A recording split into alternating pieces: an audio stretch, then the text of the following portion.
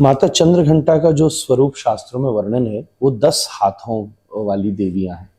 साथ में उनके मस्तक के ऊपर चंद्र और घंटा इस दो का आकार है। ये भी है कि घंटे जैसे चंद्र का आकार है। ये भी है कि उनका जो मुकुट है वो घंटे जैसा और उसके ऊपर एक चंद्र लगा हुआ है। तो इस प्रकार से उनका नाम पड़ा है चंद्रघंटा, जो अपने 10 हाथों में अनंत प्रकार के आयुध और सिद्धियों को धारण करती हैं। और उनकी उपासना अनंत प्रकार की ऊर्जा, अनंत प्रकार की सिद्धियां, वृद्धियां उपासना करने वाले उपासक को प्राप्त होती है। उनका मंत्र विज्ञान भी बहुत बृहद है और बहुत परिपक्व है।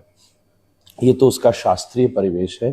पर जैसे इस वाले संवाद में हम व्याप्त देवी के दर्शन का अनुभव कर रहे हैं, केवल आकार में नहीं बल्कि हर प्रकार में विद्यमान देवी का अनुभव कर रहे हैं, तो मुझको ऐसा लगता है कि जो किसी जन्म जो अपने गर्भ में किसी बालक को धारण करती है, चंद्र घंटा, इस शब्द से ही एक बात का स्पष्टीकरण हो रहा है।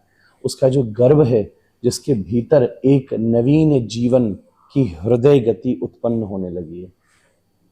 घंटे में नाद होता है और दिल में भी वही नाद होता है। तो सबसे पहले गर्भ में रहने वाले बालक की हार्ट बीट शुरू होती है।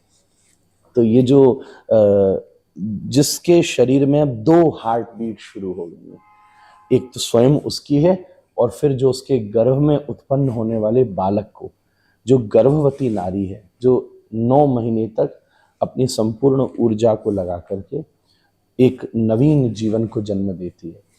इतना ही नहीं, जीवन को जन्म देने के साथ साथ जो उसका वर्तमान जीवन है उसको भी वो उसके साथ सामंजस्य बिठा लेती है। अपने व्यवहारिक जीवन, अपने व्यापारिक जीवन को भी। कितनी देवियों को मैं देखता हूँ जो उस गर्भ की अवस्था में घर के साथ साथ जो भी उनकी प्रोफेशनल लाइफ है, अपनी बिजनेस लाइफ है, उसको भी बड़ी निपुणता के साथ उस समय निभा लेती हैं। उसके साथ साथ उनके खुद के शरीर में हो रहे बहुत विधिवत परिवर्तन को भी वो एक उस प्रतीक्षा में, जो 9 महीने बाद उसके जीवन में नवीन जीवन के रूप में उत्पन्न होने वाला, उसकी प्रतीक्षा में बड़ी सहनशीलता के साथ व्यतीत कर लेती है।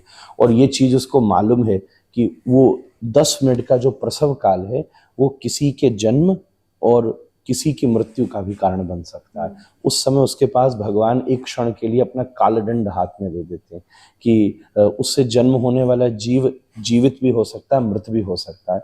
वो स्वयं भी उस प्रसव की, इसलिए भगवान ने माँ को प्रणाम किया है क्योंकि उस प्रसव के काल की पीड़ा सामान्य नहीं होती। वो कोई धरती का पुरुष नहीं समझ सकता। मुझे लगता है कि इस धरती की नारियां या साक्षात ईश्वर ही उसे समझ सकता है, क्योंकि वो स्वयं भी सारे ब्रह्मांड को जन्म देता है। वो जो उसका फेस ऑफ टाइम है, जहाँ धीरे धीरे धीरे उसके शरीर का आकार बड़ा होता जाता है, उसका उदर बड़ा होता जाता है, उसके लिए दैनिक कार्य कठिन होने लगते हैं। और उसके बाद भी कई स्थानों पर, मैं तो एक बार एक छोटी सी फोटो देखी थी मैंने इंटरनेट के ऊपर, कि जहाँ किसी बारात में एक ग्रामीण महिला अपने माथे के ऊपर एक लैंप, लाइट, जो लाइट लैंप होता है वो रख करके जा रही थी, और जब उसकी फोटो थी तो वो गर्भवती थी। मुझे लगता है कि मैंने असली चंद्रघंटा का दर्शन उसी फोटो में उस दिन किया था।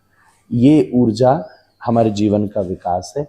ऐसी देवी को चंद्रघंटा के रूप में अवलोकन करके प्रणाम करना चाहिए।